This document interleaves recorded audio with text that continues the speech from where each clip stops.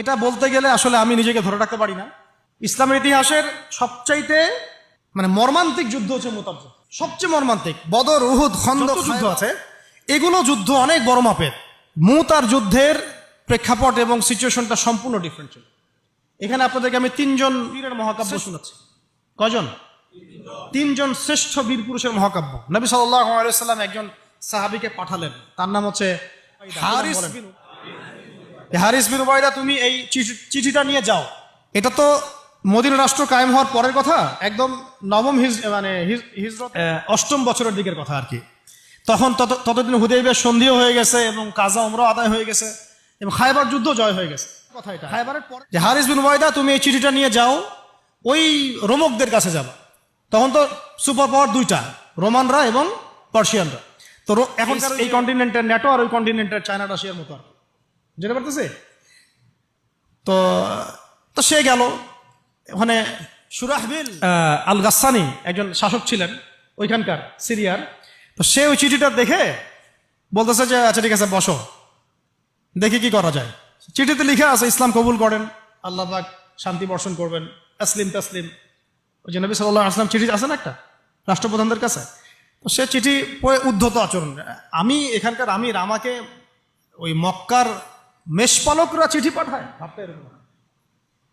তো কে চিঠি নিয়ে আসছে? যে হারিস বিন উবাইদা। আচ্ছা ওকে বসাও।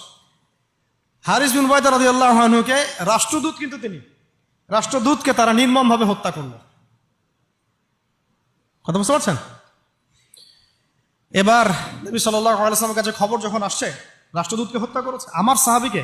কয়জন সাহাবীকে হত্যা করেছে? 10 জন, 20 জন, 100 জন না একজন সাহাবীকে হত্যা করার প্রতিশোধ নেওয়ার জন্য নবী সাল্লাল্লাহু আলাইহি ওয়াসাল্লাম 3000 বাহিনীর একটা জিহাদি কাফেলা তৈরি করলেন। 3000 বাহিনী কাফেলায় তিনি নিজে নেতৃত্ব না দিয়ে বললেন যে এই কাফেলার নেতৃত্ব দিবে আমার প্রিয় ভাজন, তাকে তার পালক পুত্র বলা হতো এক সময়, যায়েদ ইবনে হারেসা রাদিয়াল্লাহু আনহু। কোন যায়েদ? তায়েফের সফরের সঙ্গী, তায়েফের সফরের একজন সাহাবী তার সাথে ছিল, তার নাম যায়েদ ইবনে হারেসা। যখন তায়েফবাসী নবীজিকে মারছিলেন, যায়েদ ইবনে হারেসা রাদিয়াল্লাহু আনহু তার বুক দিয়ে নবীকে জড়ায় ধরেছিলেন যে আমার গায়ে আঘাত লাগুক, তার গায়ে না লাগুক। এই সাহাবী যায়েদ ইবনে হারেসা রাদিয়াল্লাহু, তাকে পতাকা দিয়ে বললেন এই মুতার যুদ্ধের আমির হচ্ছে যায়েদ ইবনে হারেসা।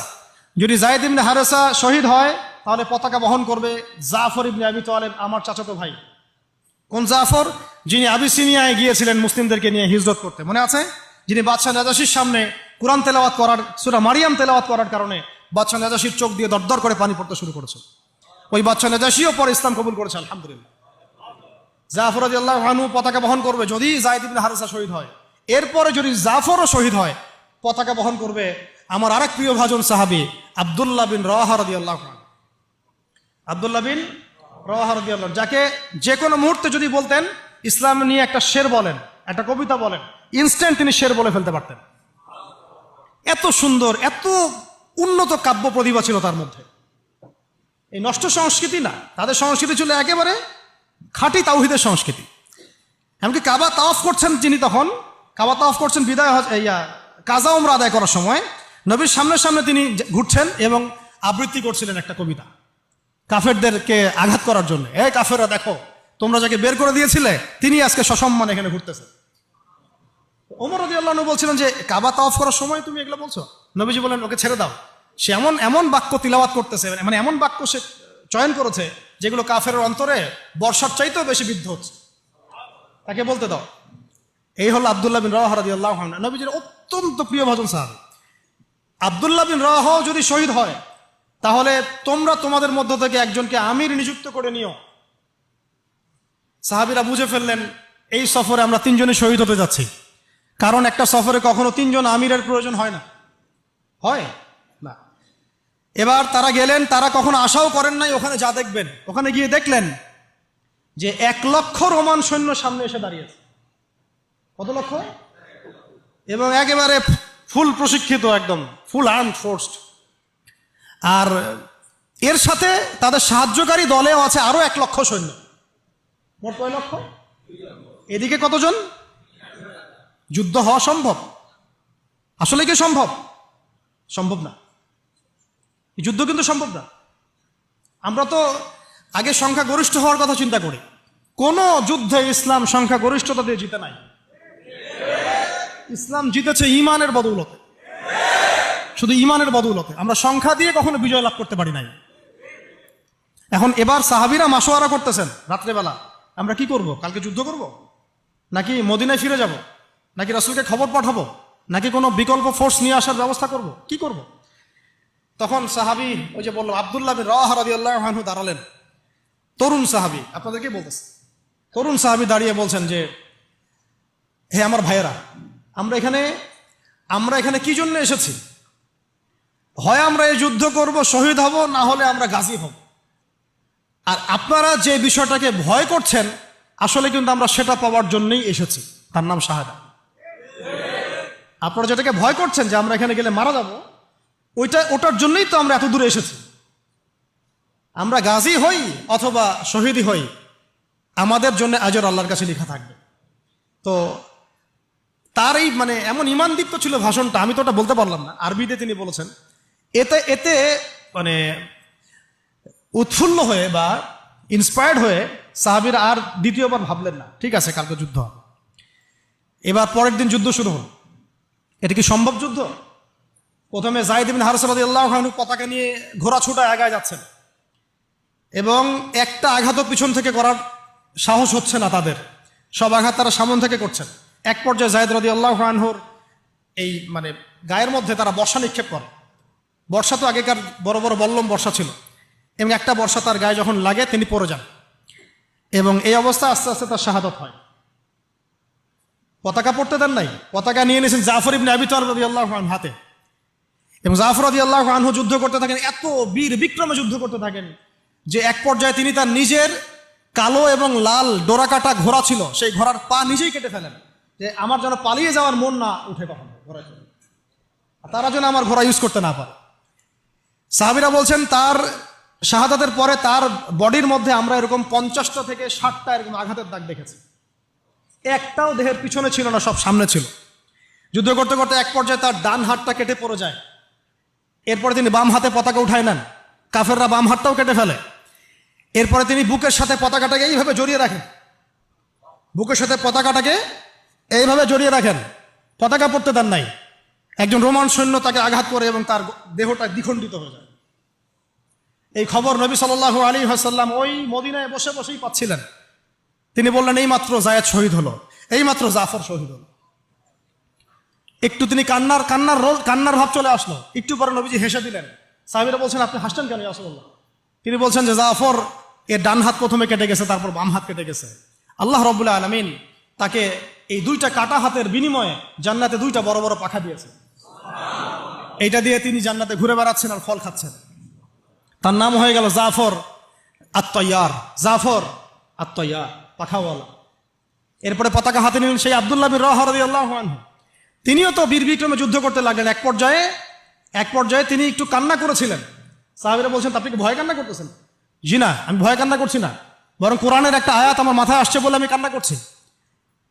সে আয়াতটা ছিল সূরা মারিয়ামের মধ্যে, ওয়াইম মিনকুম ইল্লা ওয়ারিদুহা কানা আলা রাব্বিকা হাতমান মাকদিয়া, একটা আয়াত আছে কোরআনে সূরা মারিয়াম। এটা হচ্ছে আপনার রবের একেবারে একটা চিরনির্ধারিত একটা বিষয়, যে তোমাদের সবাইকে, আবার বলছি, ওয়াইম মিনকুম ইল্লা ওয়ারিদুহা কানা আলা রাব্বিকা হাতমান মাকদিয়া, তোমাদের সবাইকেই আবশ্যিকভাবে, ম্যান্ডেটরিভাবে এই জান্নাত জাহান্নামের উপর অবস্থিত এই পুলসিরাত পার হতেই হবে। এটা তোমার রবের একটা প্রাচীন একটা স্টেটমেন্ট, এটা তোমাকে করতেই হবে, সবাইকে করতে হবে। এই আয়াতটা মনে হয় আমার কান্না আসতেছে। একজন তাকে একটা হাড্ডিওয়ালা গোশত এনে দিয়েছিল, তিনি সেই গোশতটা খাওয়ার জন্য চেষ্টা করছিলেন, তো পরে একটা কামড় দিয়ে ফেলে দিয়েছেন। তারপরে তিনি ছুটলেন যুদ্ধ করার জন্য, এবং ওই সময় একটা কবিতা আবৃত্তি করেছেন, হে আমার মন, তোমার নফস হয়তো চাচ্ছে, তুমি হয়তো চাচ্ছ এখান থেকে পালিয়ে যাওয়ার জন্য, জেনে রাখো সামনে তুমি যা দেখছো এর পিছনেই আছে জান্নাত। শেষমেশ কি জীবন দেখেন, কি ব্যক্তিত্ব, কি ক্যারেক্টার, কেমন গায়রত, কেমন ইজ্জত, কেমন সম্মান, কি জীবন। এরপরে তিনিও শহীদ হলেন, পতাকা হাতে তুলে নিলেন আল্লাহর বীর খালেদ বিন ওয়ালিদ রাদিয়াল্লাহু আনহু, তাকে পতাকা দেওয়া হলো।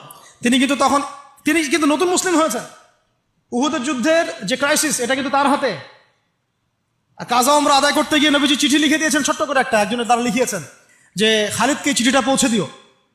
ওখানে লেখা আছে, খালিদ তুমি যদি কাফেরদের পক্ষ অবলম্বন না করে মুসলিমদের পক্ষ নিতা কতই না ভালো হবে।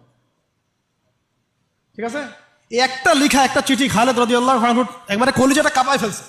তিনি মক্কা থেকে মদিনায় গিয়ে নিজে ইসলাম কবুল করে আসছেন, এবং নবী সাল্লাল্লাহু আলাইহি ওয়াসাল্লাম তাকে কিন্তু আন্ডারস্টিমেট করেন নাই। তার হাতে উল্টা তরোয়াল উঠাই দিয়ে বলছেন যে আজকে থেকে এই তরোয়াল তোমার, এবং তোমার নাম হচ্ছে সাইফুল্লাহ, তুমি আল্লাহর তরবারি। এরপর থেকে তিনি প্রায় 80-90টা যুদ্ধ করেছেন, সবগুলোতে জয়লাভ করেছেন। মাশাআল্লাহ। ওই খালিদ রাদিয়াল্লাহু আনহু পতাকা তুলে নেন মোতার যুদ্ধে। তারপরে সিরাতের মধ্যে আসছে, তিনি বলছেন নিজের ভাষায় যে ওই দিন আমার হাতে 9টা তরোয়াল ভেঙে গেছে। যুদ্ধ করতে করতে করতে করতে ওই দিন আমার হাতে 9টা তরোয়াল ভেঙে গেছে। তিনি ছিলেন যুদ্ধ কৌশলে অত্যন্ত পারদর্শী, হুটে হাটে কোনো কাজ করতেন, অনেক পারদর্শী। তিনি ডানের সৈন্যকে বামে নিয়ে আসছেন, বামেরটাকে ডানে নিয়ে গেছেন, সামনেটাকে পিছনে নিয়ে আসছেন, পিছনেটাকে সামনে নিয়েছেন। বর্ষা যারা ছিল তাদেরকে পিছনে নিয়ে আসছেন, তীরন্দাজদেরকে সামনে দিয়েছেন, মানে ওদেরকে ভেবাচাকা খাওয়াই দিয়েছেন যে ওরা মনে করতেছে এরা মনে হয় অনেক, হ্যাঁ এরা মনে হয় আরো বিকল্প ফোর্স নিয়ে আসছে মনে হয়।